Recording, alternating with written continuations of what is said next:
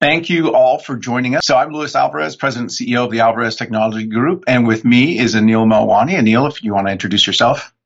Absolutely. Thank you, Lewis. My name is Anil Malwani. I'm the Senior Cybersecurity Consultant here at Alvarez Technology Group. And Anil and I are here to talk today primarily about CMMC, but we want to get into the topic of risk assessments in general. So, a risk assessment is a fundamental element of pretty much everything that has to do with cybersecurity. So, Neil, how would you define risk assessment? Or, what would you say about risk assessments? Yeah, so a risk assessment, you could also think of it sort of like a business impact analysis, where you look at all of the operations that your business needs in order to be successful, in order to operate and do business, and identify what would be involved in mitigating, risks of, an internet outage or a pandemic or any number of risks that could face your business, and how to mitigate those as best as possible. Yeah, and a risk assessment is actually fundamental to the whole concept of the cybersecurity maturity model certification, which is something that the Department of Defense came up with back in 2018 after conducting basically a random audit of contractors who were supposed to already have implemented cybersecurity protections going back to 2015. So the DoD had set out requirements that contractors that worked for them and subcontractors that worked for the Department of Defense had to implement certain minimal levels of cyber hygiene. And they based it on something called the NIST 800-171 framework. And in 2018, they said, hey, let's do a random spot audit of all of the contractors to see how many of them actually did it, because all of them were attesting in writing that, yes, they had done it. And it turned out that the audit came back with 100% failure. 100% of all the contractors that were looked at had not implemented all of the cyber protections that they claimed to have put in place. So the DoD said, okay, well, we need to we have this standard out there that we've established. We've said it's a requirement that everybody does it. We need to put teeth into the program. And that's what the CMMC is all about. So key to understanding the CMMC is that really the certification is about making sure that you've implemented the things you were supposed to implement before. So CMMC isn't a new thing. It's just a way to validate what they have been, what should have already been done. So let's take a look at the ecosystem a little bit. First off, an important date, March 2023. That's when the Department of Defense expects that their interim rule will be in place. And that's a requirement in federal rulemaking. I'm not a bureaucrat, so I can't tell you exactly why, but essentially once that's in place, within 90 days of that final rulemaking being in place, the CMMC program can actually take effect. So that means that sometime this year, all these contractors that have been required to implement these protections will now be subject to a lot more enforcement and audits by third parties. So let's talk about the ecosystem a little bit. First off, the Department of Defense created something called the CMMC Accreditation Body, or now it's called the Cyber AB, and it was a nonprofit organization that really built the framework for implementing CMMC. And really, for CMMC purposes, there's three elements that comprise that ecosystem. At the top of the food chain, if you will, is an OSC, an organization seeking certification. So these are the contractors and subcontractors that are required to have this certification in place. And in the case of CMMC, there's 3 levels. In the what we call CMMC 2 now. The original one had 5 levels, but that was simplified. So there's level 1, level 2, and level 3. Level 1 is where most contractors will sit. So there's 300,000 roughly Department of Defense contractors. About 2/3 of those will be at the level 1 requirement. And those are self-attestation. You still have to implement the protections of the NIST 800-171, but you're self-attesting that you've done it. And it has to be done by an officer of the corporation. And if that officer lies or the corporation lies, then they're subject to fines. They might actually have to return all the funding that they received under the contract. And they may be barred from ever participating in any future contracts. So that's the teeth that the DoD put into the level 1 certifications. Level 2 certifications actually have a third-party auditor that comes in to certify that you've implemented those protections. And the reason there are these 2 levels is level 2 is considered to be organizations that have what's called classified or what is it? CUI, controlled and classified information.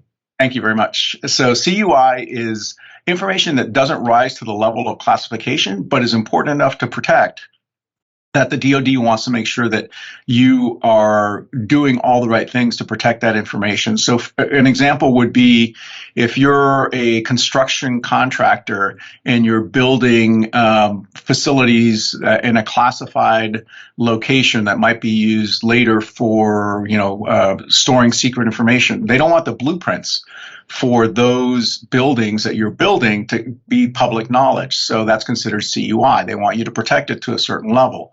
And so these third-party auditors will come in and certify those organizations that need a level 2 certification. And there's about 80,000 of them, roughly, is what the DoD expects will fall under that umbrella. But there's also talk that at some point in the future, once the program gets completely into place, that all organizations will need some third-party certification. But right now, we're just talking about the level 2. Level 3 is those organizations that actually handle classified data, and those are certified by the Department of Defense directly. So there's no third-party auditors. Those are DoD employees that certify companies that have access to confidential, secret, and top secret information. So the third part of this ecosystem is what's called an RPO, a registered practitioner organization.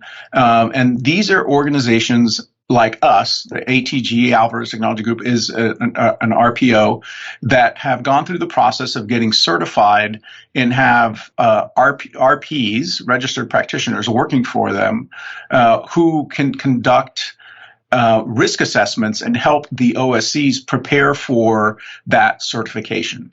So Anil is an RP, and we have another Jeff Dix, who is our chief security officer, is also an RP, and we have a couple of other folks that are going through the process. But the idea is that we help the OSCs prepare for certification, whether it's self-attestation or third-party certification, so that when it gets to the point where they need to certify, they've done all the work of making sure that they're going to pass that requirement. And at the beginning of that process is the risk assessment. And Anil recently finished one that I'd like him to talk about and describe what the process looked like, and then we'll open it up for Q&A. So feel free, by the way, to use the Q&A button that's available to you on the screen to ask questions. Also, we will be recording this and making it available to all folks who registered for the webinar so that they can watch it again or share it with other people in their organization. So, Anil, take it away. Talk to us about the recent risk assessment that you conducted. Thank you, Lewis. So as Lewis mentioned, I'm a registered practitioner, and I just completed a risk assessment for a local manufacturing company here in Salinas, California, and they are a subcontractor for the DoD, and they, based on the documentation they had, they needed to do a level 1. So as you pointed out, it's a self-attestation. And they have to go through the 17 controls of the CMMC version 2 level 1 certification process. So what it looked like ultimately was scanning the network with a tool that we use at All First Technology Group, essentially putting a laptop on the client's network to gather as much technical data as it possibly can. And that obviously can be a challenge, depending on the status of the network, and so it does its best to not only look at computers, but, printers, routers, and making sure that those devices are secure. If you go and pick up your off-the-shelf devices, they typically come with a default username and password for administrative access. And, good practice is to change that immediately as you implement it. And so this tool helps us determine how secure the network is by looking at those devices, whether they be switches or firewalls or routers or printers, to make sure that they are patched and up to date and passwords are changed. In addition, there's the human element, if you will. You sit down with the stakeholder, the business owner, and you discuss the policies and procedures that they have in place. So onboarding employees, offboarding employees, computer usage, internet usage, and a lot of the controls that a business needs to have in place in order to function as a business, your core processes and procedures that a business has. In addition, because this is for the Department of Defense, ultimately, there are physical controls that need to be analyzed as well. Anything from cameras to visitor logs to visitor escorts, keeping, documents in a secure location, encrypting data, things like that. So I like to describe it as a 30,000-foot view of the business's operations as a whole, and then matching those to the 17. In this particular, the level 1 is the core 17 controls and standards that are set out by the DoD in order to give that baseline that shows that this business is doing what it needs to do to keep data secure and to function securely, so that they can work on these contracts and these tasks that are set out by the main contractor themselves or the DoD if they're a contractor directly with the DoD. So once you get done with the risk assessment part of it, what's the deliverable? What happens next? Well, there's a lot of reports that come out of it, obviously, and it's essentially an assessment that matches the 17 controls and what status the company is in, and essentially kind of a gap analysis, where they are now and what they need to get to the next. And that specific gap analysis in the DoD world is called your POAM, P-O-A-M. It's the plan of action and milestones. And this shows that you've gone through an assessment where you are now and what it takes to get your gaps filled so that you could meet those 17 controls. And then on top of that, you get a SPURS score. And forgive me, I do not remember what SPURS stands for. But essentially, it's a score that shows how well you've met those controls that are set out in the requirements. And it can directly be entered into the Department of Defense to show where you currently are now. And then as you go through and fill the gaps and redo these assessments, as your SPURS score gets updated, you can resubmit that to show that you are doing what is needed to be done in order to get yourself to meet those standards and controls. And what would you say, based on the risk assessment you just did, how long is it going to take for the organization that you just completed this for to get to where they are ready to attest that they've implemented those 17 controls? In this particular instance, there were quite a few gaps that were found. Some of the, as we like to call it, low-hanging fruit can honestly be done and implemented in a matter of weeks or months. Some of the larger projects will take more time and could take, I would say, upwards close to a year. But the good news is that because you have that POM, that plan of action and milestones, and as you continue to work through to fill those gaps, it shows that you're making that effort to get up to where you need to be. So even though it may take some time to resolve the gaps that were identified, it doesn't mean that you cannot continue to work on those contracts and respond to those requests for proposals from the contractors or from the DoD. And so the supplier reporting system, the SPRS system, is really designed to allow contracting agencies, so whatever agency within the DoD or even contractors that are looking for subcontractors, to identify those organizations that are eligible to bid on projects. Because if they don't have a SPRS score posted, they're ineligible. So, if I'm a contractor, let's say I'm a Northrop Grumman or I'm an IBM, and I have a big contract with the Air Force, and I'm looking for subcontractors to help me meet the needs of that contract. I can only work with subcontractors who are already in the system. I can't ask them to do it now because I can't wait for them to complete the process. I need to get my bids in, so I can't go to, an organization and say, hey, well, you take a year to get certified and then we can bid on this together. So in essence, if you're a DoD contractor, and you don't have and you're not starting this process and don't have a SPRS score posted, you can't bid on these contracts starting sometime later this year.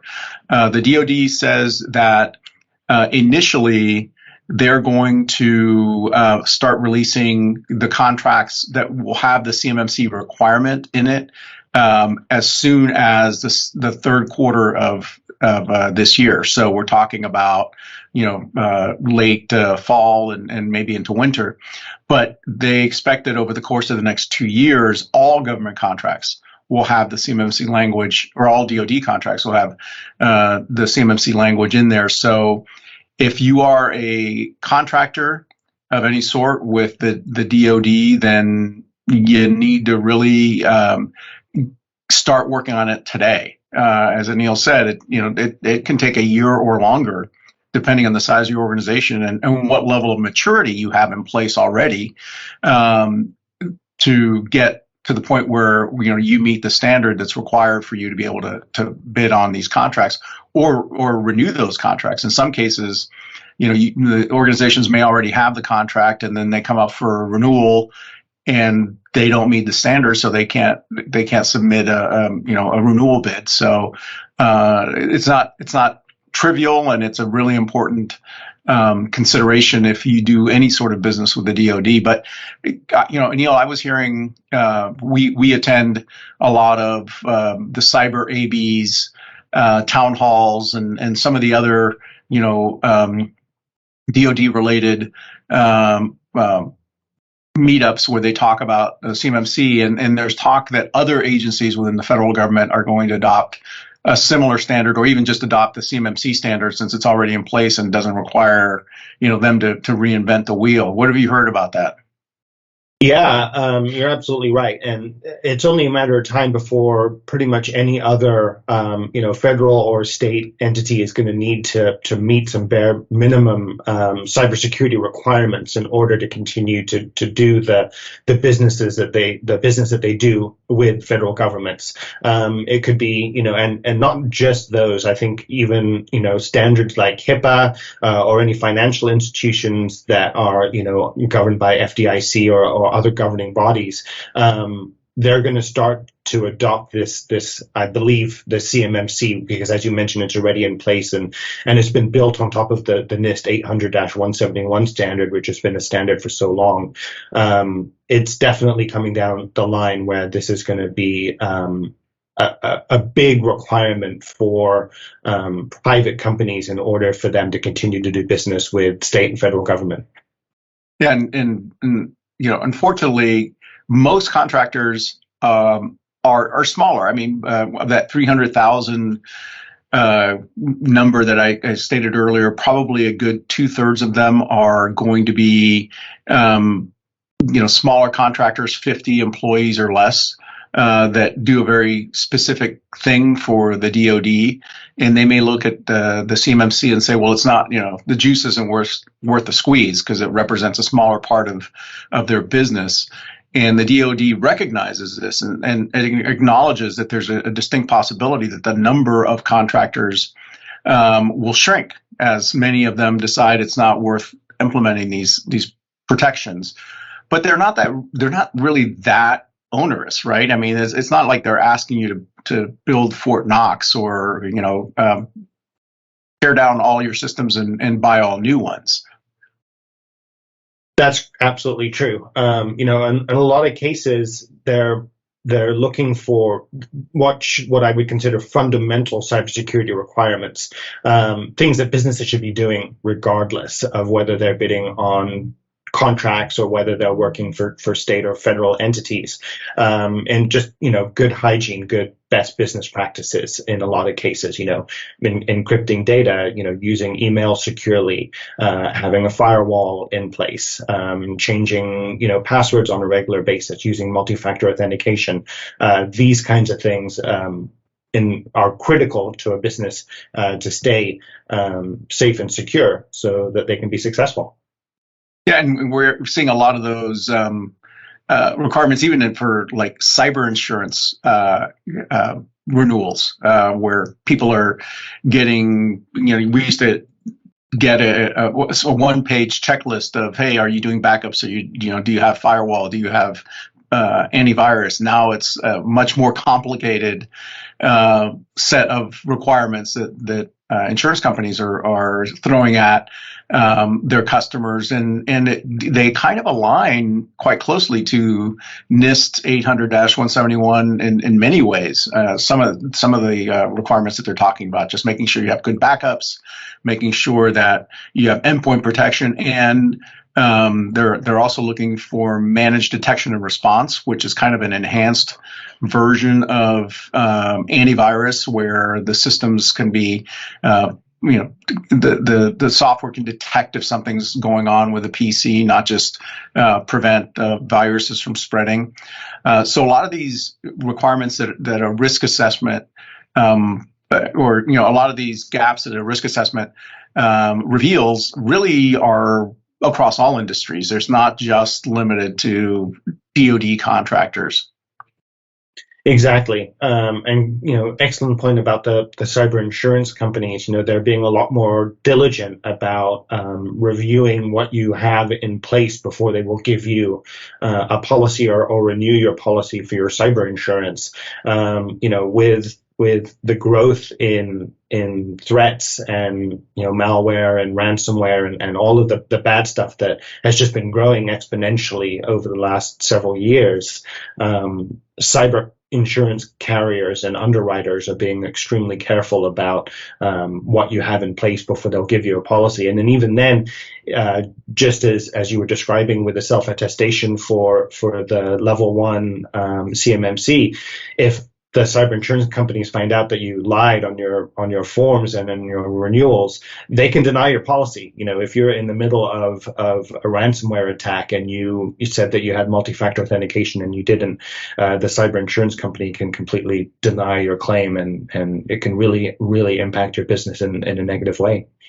Yeah, I just read about this goes back a few months, but I read about a case that actually goes to court later this year, where Travelers Insurance, which is a big carrier and they provide all sorts of different insurance policies, had an incident with one of their customers, a manufacturing company that got cyber insurance, and they claimed that they had implemented multi-factor authentication on all their email accounts, and they got ransomware. And it turned out that the forensics guys that the insurance company hired to go in and analyze the attack and figure out how it happened and what was done to prevent it, discovered that many of the email accounts that the company had did not have MFA. So travelers said, no, we're not going to pay the claim. In fact, we're not even going to let you keep the cyber insurance policy. We're going to return your premium and pretend like the policy was never issued. And the company sued, of course, and so now that's going to court. But if Travelers wins that case, it really is going to change the face of the cyber insurance market, because it's going to give insurance companies the ability to say, well, you lied, or either by omission or intentional or unintentional, you should never have gotten this policy in the first place. We shouldn't have given it to you, so we're not going to let you keep it. And we're also hearing that insurance companies are expanding the requirements for some of these cyber hygiene items beyond just the traditional cyber insurance policies. They're looking at it as, if you get a liability policy, or you get an errors and omissions policy, that you still have to do certain things to protect yourself, because they don't want to pay a claim because you didn't do something that you should have been doing anyway, and you became victimized. So I think we're going to see more and more requirements for risk assessments as part of that insurance, underwriting. And I'm also hearing from a lot of folks that are in the financial services side of things that even some banks are starting to require kind of a risk assessment to be done prior to loaning out certain amounts of money to companies. So if you apply for a significant loan, they want to make sure that you can pay it back. And if you're not, doing the things you need to do to stay in business, then you become a higher risk for them, and they don't want to take that risk, and they're not going to issue you that loan. So I think we're going to start seeing this risk assessment requirement go beyond just these compliance regimes like CMMC or HIPAA or financial services. I think we're going to start seeing them as a requirement for just doing business in general. So if you are interested in learning more about risk assessments, feel free to reach out to us, and we're happy to talk about it. We have a couple minutes left, so if there are any questions out there, feel free to post those right now. If not, then we'll wait a couple seconds here, and if we don't get any more questions, we will just call it a day. And thank you for attending our January cybersecurity meetup. We have a February meetup teed up, and we're going to be talking, speaking of cyber insurance, with our friends from SeedPod. They are a partner of ours that helps our clients get affordable, discounted cyber insurance policies, because they've implemented certain cybersecurity protections, and so therefore they qualify for that discount. And you'll learn more about that next month if you attend our meetup. So thank you for being here today, and this recording will be available next week, and we will post it on our YouTube page, as well as make it available to anybody that registered for this event. So thank you for being here, and have a great rest of your week. Thanks, everyone. Look forward to chatting with you all in February.